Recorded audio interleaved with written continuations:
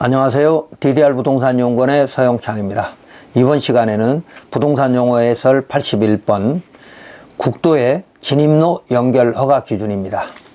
질문: 4차선 일반 국도에 접한 토지에 근생 건축물 허가를 받기 위하여 그 진입로를 개설하려고 국토관리사업소에 질의하였는데 연결 금지 구간에 교차로 설치 제한 거리 내에 해당되어 진입로를 연결할 수 없다고 합니다. 어떤 허가 기준이 있는지요? 라는 질문입니다. 국도에 진입로를 연결하려면 도로법 제52조와 도로와 다른 시설의 연결에 관한 규칙의 규정에 맞아야 하고, 교차로 근처에는 설치 제한거리가 있습니다. 그러므로 국도의 설계 속도, 그러니까 국도가 뭐 60km 제한이라든지 뭐 70km 제한, 이런 설계 속도, 지역 구분, 어떤 지역이냐, 그러니까 도시관리계획에 의해 정비된 지역이냐 그렇지 않은 지역이냐, 뭐 이런 것에 따라 다를 수 있고요.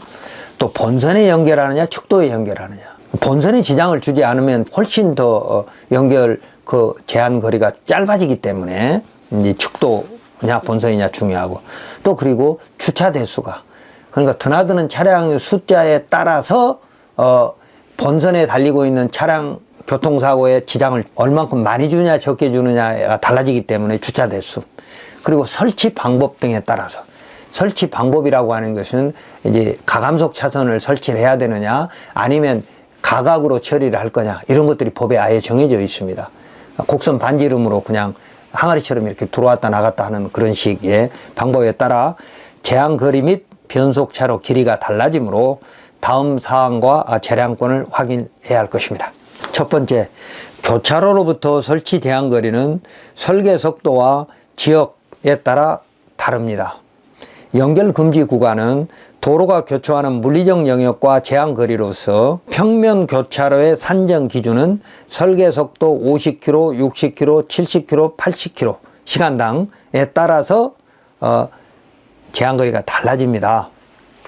그리고 도시관리계획으로 도로가 정비된 구역이냐, 그러니까 1단계 정비된 구역이냐 아니면 1단계 집행계획이 있는 거냐 2단계 집행계획이 있는 거냐, 또는 지구단위 구역이냐, 뭐 이런 것들에 따라서 다르고, 또 그렇지 않은 그 밖의 지역이냐에 따라서 평면 교차로의 산정 기준이 달라진다는 것입니다.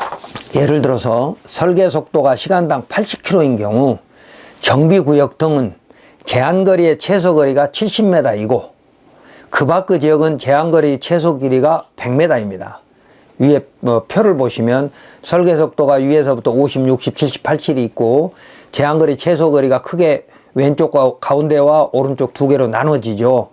가운데는 정비가 됐거나 정비가 될 만한 곳, 될 예정인 곳, 그리고 오른쪽은 그 밖의 지역인 것을 말합니다. 그래서 80km인 경우에는 정비된 곳은 70m, 또는 예정인 곳을 포함해서요. 그렇지 않은 건 100m라는 거죠. 이때 제한거리의 산정은 감속 차선은 차량의 정지선에서부터, 그러니까 차량이 정지해서 출발을 해야 되니까 정지선에서부터, 가속 차선은 교차하는 도로의 연장선과 만나는 지점부터 산정하는 겁니다.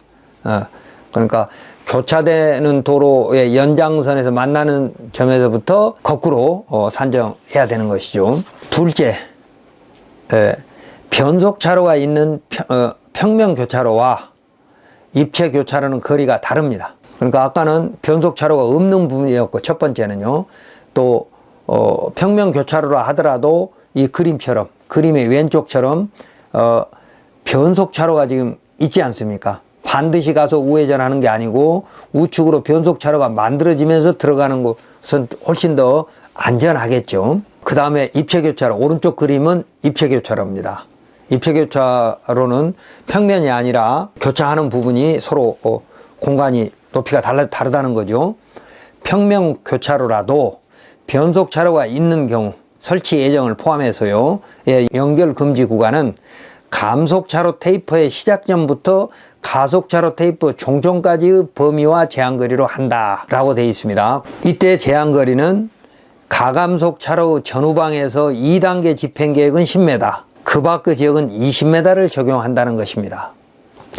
변속차로가 있는 평면교차로의 경우 정비구역 및 제1단계 집행계획이 수립된 곳은 제한거리를 적용하지 않으며 5가구 이하의 주택과 농어촌 소규모 시설, 건축법 제14조의 건축 신고만으로 건축할 수 있는 소규모 축사 및 창고 등 농어촌 지역의 모든 신고 건축물이라고 법제처 16-1210에서 6권에서 가고 있습니다.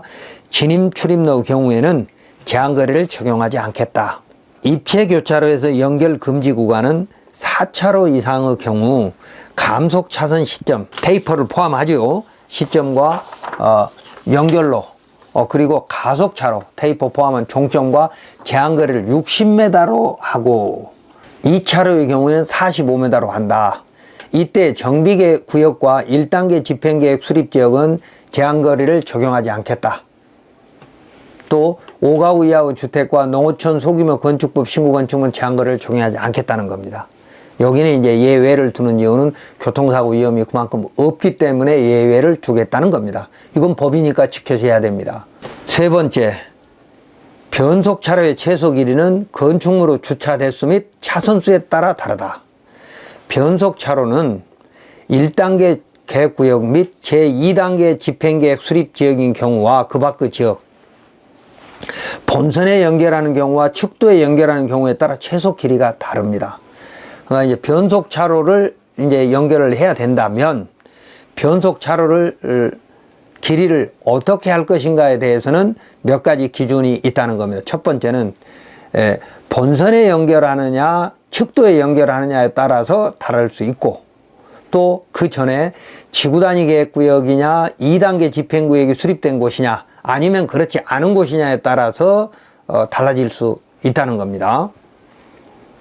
최소 길이가 달라지는 거고, 또 하나는 그런 설치 제한거리가 없이 바로 도로 모서리 곡선화로만 가능한 곡선 반지름 3m, 5m, 7m로 변속차로를 대체할 수도 있다고 되어 있습니다. 그리고 시설물, 그러니까 설치하려고 하는, 허가받으려고 하는 시설물의 종류를 9가지로 나누어서 주차장법 시행령 별표 1의 주차 대수 또는 가구수에 따라 감속부와 가속부의 길이가 다르고, 뭐 통상 가속부는 감속부의 2배입니다. 그러니까 브레이크는 밟아서 그냥 들어갈 수 있지만 가속은 조금 시간이 걸리기 때문에 또 여유 있게 해야 되기 때문에 가속부는 길이가 2배가 되는데, 감속부라 하면 감속 차로와 테이퍼를 포함한, 그러니까 차선 하나, 차선에서 차선으로 옮기면서 이렇게 비스듬히 들어가는 그 부분을 테이퍼라고 하고, 거기서부터 새로운 차선이 하나 생기는 그걸 이제 감속 차로라고 하는 거죠. 그걸 합해서 감속부라고 합니다. 그래서 감속부와 가속부의 길이가 다르고, 왕복 4차선이냐 왕복 2차선이냐에 따라서 설치 거리가 이제 달라지는 거죠. 2단계 집행계획 수립지역은 국토계획법 제85조의 단계별 집행계획 중 2단계 집행계획이 수립된 도시지역을 말한다 라고 규정에 있습니다. 다음 네 번째, 4차선 도로의 맨 오른쪽에 축도가 있다면 제한거리가 다릅니다. 연결 규칙에 보면 축도란 자동차가 도로 주변으로 출입할 수 있도록 본선 차도에 병행하여 설치하는 도로로 축도의 도로를 연결하면 본선에 연결하는 것보다 교통사고 위험이 훨씬 작으므로 가감속 차선의 길이가 짧거나 도로 모서리 곡선화로 변속차로를 대체할 수 있습니다. 자, 예시를 보면 시설 건축물 9가지 중에 네 번째에 보면 사도, 농로, 마을 진입로 등의 통로를 지구단위 계획구역 및 2단계 집행계획 수립에 연결하는 경우에 통로폭이 6m 미만이면 곡선 반지름 7m로 대체하고, 6m 이상을 4차선 본선에 연결하면 폭을 말합니다. 폭 6m 이상을 본선에 4차선 본선에 연결하려면 감속부는 25m이고 가속부는 직접 가속인 경우에는 25m, 축도에 연결하면 곡선화로 가능하다고 되어 있습니다. 그리고 이제 그 밖의 지역이면, 그러니까 2단계 집행계획이 수립됐거나 지구단위 계획구역이 아닌 그 밖의 계획 경우에는 교통사고 위험이 조금 더 많을 수 있으므로 조금 더 길다는 것입니다. 이제 이건 연결 규칙에 보면 별표 5에 보면 이런 내용들이 전부 설명이 되어 있습니다. 다섯 번째, 변속차로 설치 방법에 따라 거리가 달라질 수 있습니다. 설치 방법은 직접식 변속차로 설치 방법, 평행식 변속차로 설치 방법, 평행식 감속차로와 직접식 가속차로 설치 방법, 도로의 모서리 곡선화를 통한 변속차로 대체 설치는 곡선 반지름 5m 이상인 경우와 3m 이하인 경우 등에 따라 다릅니다. 이때 진출입로의 너비와 길이, 그러니까 깊이를 말합니다. 진출입로의 깊이, 그 허가받으려는 부지 안으로 깊이가 다릅니다. 자, 도로와 다른 시설의 연결에 관한 규칙 별표 2에 보면 변속차로의 설치 방법 그래가지고 1. 직접식 변속차로가 설치 방법에 한 개소를 연결하는 경우, 두 개소를 연결하는 경우에 대한 예시가 그림으로 나와 있고, 또 평행식 변속차로 설치의 경우에 1개소 설치하고 2개소 설치하는 경우가 다르고, 또 평행식 감속차로와 직접식 가속차로를 설치하는 경우에도 1개소, 2개소에 따라 다른데 그 그림이 아예 예시로 나와 있습니다. 그래서 구체적인 부분은 그 그림을 천천히 들여다보시면 이해할 수 있을 겁니다. 그리고 네 번째는 도로의 모서리 곡선화를 통한 변속차로를 대체 설치할 수 있는데, 곡선 반지름 알포 5m 이상인 경우와 곡선 반지름이 3m인 경우로 나누어서 규정이 정해져 있습니다. 자, 그 다음에 여섯 번째, 도로 점용 연결 허가는 허가권자의 재량권이 아주 큽니다. 재량행위는 법원도 허가권자의 판단을 존중하고, 다만 사실오인, 비례평등 원칙 위반, 목적 위반 등 재량권을 일탈 남용한 경우에 해당될 때만 재량권이 제한되는 것입니다.